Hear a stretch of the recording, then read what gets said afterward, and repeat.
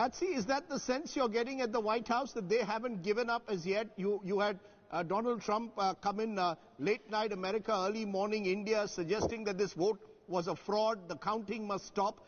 Is he worried that, is there a sense that if Biden beats him to the 270 mark, Trump will not give up easily, he will take this to the courts? Oh, yes, that is a given. And in fact, the president himself has promised it even before the election day, where he said that in Pennsylvania, after this election is over, we are sending in our lawyers. And that has always been the signal that he's been giving to his supporters, is that not to accept the election results unless he is declared the winner, because this election is rigged. That has been the narrative from the White House, and certainly not giving up this narrative at this point of the counting. Which are the states that the Trump camp, though, Patsy, is looking to reach 270? Because his route really has to be that he needs to win one of Michigan, Wisconsin or Nevada, along with retaining Georgia and Pennsylvania. So is the Trump camp confident, or is there a nervousness now?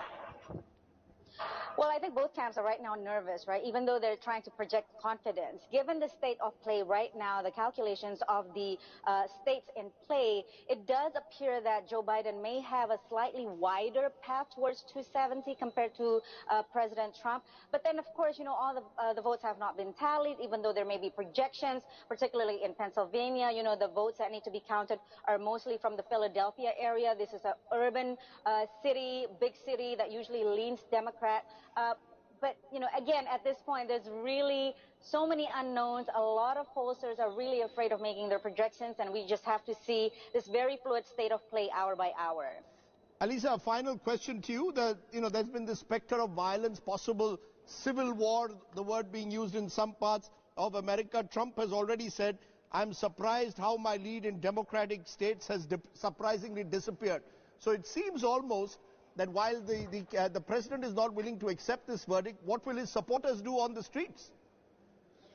That is a lot of anxiety. I think most of the anxiety comes from that, because there have been statistics reporting that there has been an increase in gun sales and people purchasing guns. There have been images floating around social media where there have been white men who proclaim themselves to be Trump supporters and neo-Nazis, whatever they want to label themselves, standing and sort of guarding these polling places, guarding the White House. You can see New York, Philly, shops are being boarded up. So there seems to be a consensus that regardless of who wins, there's going to be some sort of retaliation or protest or some kind of violence in a physical sense, more than just social media. So definitely think there is a lot of tension, definitely can feel it across the U.S.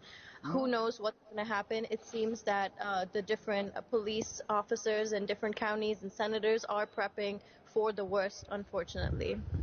Alisar, Patsy, for giving us an update on all that's happening in America. Appreciate your joining us. Stay well, stay safe, and we will continue to wait to see who wins this big super over, as we are calling it. In fact,